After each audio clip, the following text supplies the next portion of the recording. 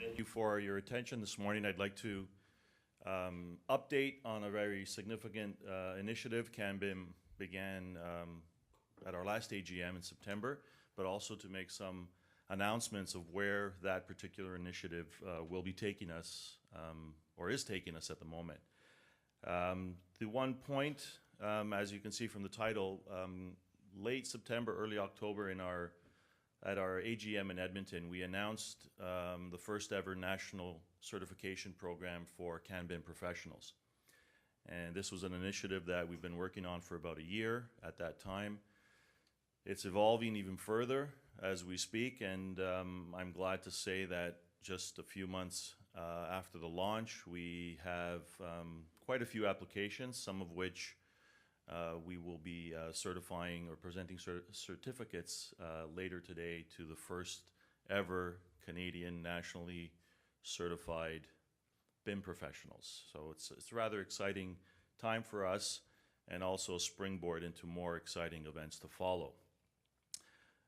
The aim of our certification program is to create a body, a national accreditation and certification body, where we attempt, by way of what industry is telling us, to set specific benchmarks, generic capabilities and competencies for all companies, educational, well, right now, companies and individuals, particularly in the AECOO industry.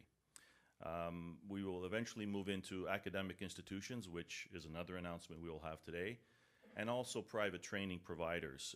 This program is to certify to a national standard recognized levels of BIM competency and process management as we've defined them on this slide here. So it was a very critical thing for CanBIM to do, because we really felt this would be a stabilizing factor for a multi-armed octopus of BIM. Everybody was out there doing different things and perhaps recognizing different capabilities. So it was important for us to try to tie it together as the voice of industry. We want to recognize and establish and guide BIM standards and competency levels to make sure we have a consistent, productive, healthy, sustainable BIM ecosystem across Canada and with all of our partners. The idea is also to maintain a database. So with this benchmark, these levels of benchmarks that we've created, industry, yourselves, whether you're in Montreal or Vancouver or wherever you might be, frankly, we've also recently received some contacts from international organizations, but it's to provide a database of these people that have gone through this process that CanBIM has established to set the benchmarks, and to basically say, if you're looking for people that are capable of this, this is our database that you could choose from, you can solicit, you can contact, whether to hire, or be hired.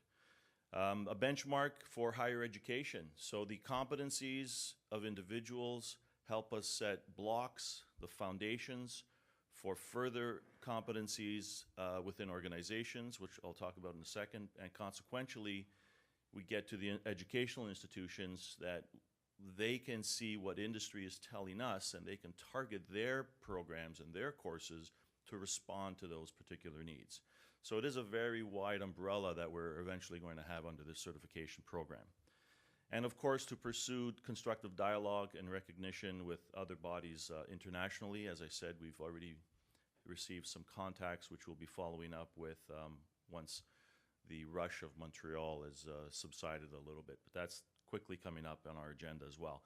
The levels here from this chart, you'll see that we've established 4 different levels. From BP1, level 1, which is a foundational knowledge in BIM, and really it is just a theoretical foundational knowledge, working its way up to level 2, level 3, and full certified professional. And the benchmarks are established not simply on knowledge, but primarily on application, on the skills being applied, on being in the trenches, doing the work, and verifying or demonstrating to various degrees of capacities that you, an individual, is able to perform those tasks. As I said, we're just issuing our first certificates here in Montreal, so we are issuing certificates at all four of the different levels. So we've had a chance to begin to see how effective all of this is working out, and we're glad to say, as I said, it's healthy and it's just going to improve and grow as we go along. But as you can see from this chart, we've tried to target competencies, topics that should be discussed or looked at, the targets that we are trying to assess or should be demonstrated to be able to be assessed, and what those learning outcomes should be at the different levels. Quickly, you'll see from the pyramid drawing, it is a bottom-up process, although we have had applicants that have applied for higher levels rather than simply starting at BP1. BP1 is just a knowledge, and you can see that it's just a matter of taking a course and then certifying that you've been successful in that course, and there's continued professional development over a 2-year period, at which point you can either proceed to a subsequent level or just renew your certification at that level. Every level has a minimum amount of CPDs, so we try to ensure that the certified individuals stay active, stay learning, stay current, and that might be something as simple as coming to one of these sessions, and we'll associate credits in terms of hours for these types of sessions. And as we move along, you'll see BP2 is about beginning to understand the use or skills of a BIM process software. Nothing in specific. We're trying to be as generic as possible, but a demonstration of either courses or practical experience. As we move up to level 3, we begin to get a little bit more specialized in building or infrastructure disciplines. So we're associating degrees and diplomas and multiple hours and multiple years of practice within certain parameters. And there's elaboration on these different sections on our website. They will explain a little bit further how detailed those parameters need to be or need to be addressed. Right up to level 4, where level 3, you're also required to have been a part of a process for a multidiscipline BIM process. And level 4, or CP, certified professional, which in essence right now is the top level of the pyramid, is somebody who has had extensive experience applying the entire core skills and processes and protocols for a full 3 projects. So there's significant more information on the website. We'd be glad to answer any questions about this over the course of the day. I had second thoughts about putting in this slide because it looks rather complicated, but basically what it indicates is it's an application. We have a set of an individual selection, not a selection committee, sorry, an assessment panel, which consists of 3 of our directors plus 2 people out of the general membership.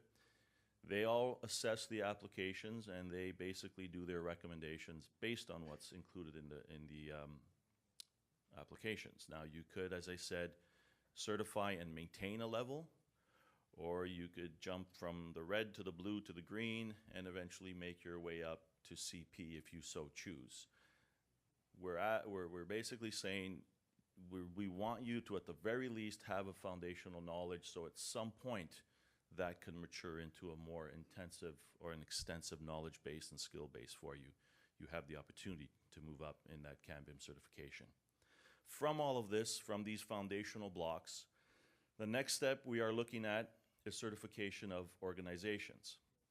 Now, this is still at a very draft level, and it's a very simplistic diagram, but we will do it in the same manner, a very basic certification for organizations, until you work your way up, right up to the expert level. The certification of organizations will be based on the practical experience that they've had with BIM, but also the individual components of the individuals that form part of that team for the organization. So we're structuring that now. You would require a certain amount of certified individuals to achieve those different levels, first of all, to indicate that you have that capability, but also demonstrating to us that you have actually done them accordingly to the data that we ask you for. So we're still working on that, but our hope is that for our AGM in Toronto, that will be established and ready to go, so that would be in June, but that's the next step. From these foundational blocks, again, that are growing and growing. Our building is spreading out with foundations. Our next step is to begin to look at programs and courses of educational institutions across the country. There's George Brown College in Toronto is participating in that and doing their part. We've got SAIT and NAIT in Alberta that are doing their part. And I'm glad to say that in late November, I was here to talk to the Cégep. They have begun a new BIM program, which we are currently working with them on in a partnership in the process of certifying and making it official that their units that they will be delivering are pre-approved for CanBIM approval, so they're in the process of being assessed. And we think that this is a very significant step for us. We love the fact that it's in Quebec and it's a French language program, and it is a very significant step forward, I think, for the industry here, but also for the industry nationally. It's a very strong step forward. But before I keep rambling on about it, I'm going to ask Jean-François Lapointe to come up and speak briefly about their program. Jean-François?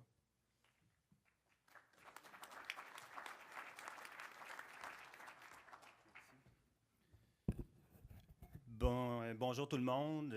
Merci beaucoup, Pietro, pour l'invitation. Hello, everyone. Thank you, Pietro, for the invitation. Donc, je vais prendre juste I will take a few minutes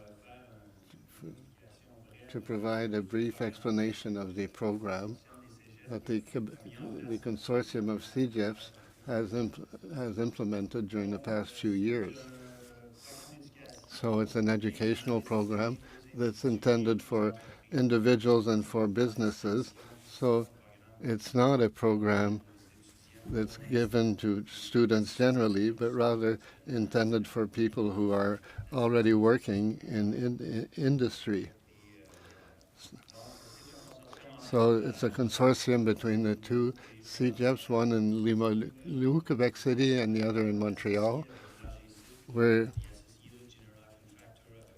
associated with the ACC, who are the designers of the program, and for many years have been working with the American counterpart. So since 2011, we have done some research and development within the industry to see what was the best program we could implement to help industry develop the skills that are needed. Following this consultation and research, we obtained help from the AGC with its 26,000 members. After several months, even years of exchanges, they gave us exclusive rights in the Francophone world so that the rights would be, so that the program would be properly adapted to Quebec, given its peculiarities. And so, as I said earlier, the program is part of the BIM education program of the AGC. The AGC has more than 7,500 persons in the United States who have started this program, and there's 1,050 who have completed all of the modules. And we're proud to announce today officially the agreement with CanBIM as being the first Francophone program that's accredited for certification. So the direction of the program, there are 4 modules, as you can see. It's not a very lengthy program. It's 32 hours, so it's really adapted for industry. We don't ask people to come and sit down for 3,000 hours of training. No, it's very fundamental. So modules 1, 2, 3, 4 that lead to certification. We relied on the Canadian certification, but the AGC also gives its own certification within the industry. So there's access to 2 certifications. February 6th and 7th of February, We had our two first modules in Quebec City. Tomorrow and after tomorrow, there'll be the first two modules in Montreal. So we're very proud that industry is supporting us, and we encourage you to send your people so that we can accrue our overall competence. So I'll hand the mic back to our friend Pietro Ferrari. I thank you very much. Thank you, Jean-François. So as you see, we are actively now entering that phase of looking at educational programs, and that benchmark, again, we will try to keep that consistently across the country. As we move on, as I said, academic programs, accreditation of courses and programs, training providers, whether they are in-house with companies or hired, or you could take seminars, workshops. We're looking at those programs as well, and that will also be subjected to certification. We're looking at student and associate certification as well to try to get the trailblazers that Mr. Pomelo was just speaking about that are coming up quickly with the new technology. And continued professional development. Our regional sessions will qualify through academia as well, in-house providers, and training providers as well. In fall of 2014, we set a few objectives, and I'm happy to say we're quickly checking them off our list. Individual certification was launched, and as I said, we've got well over 20 applications over, I would say, 2 months, because we had December, which is in essence a write-off because of the holidays. So we will be awarding some of those tonight.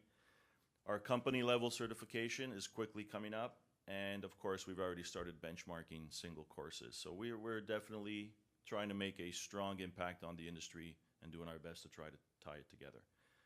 So our end of the day, we'll be awarding these. We will not be giving one to Jerry, but I needed I needed a name to put in there, so I put Jerry's name. But if you want, Jerry, you could actually have this one.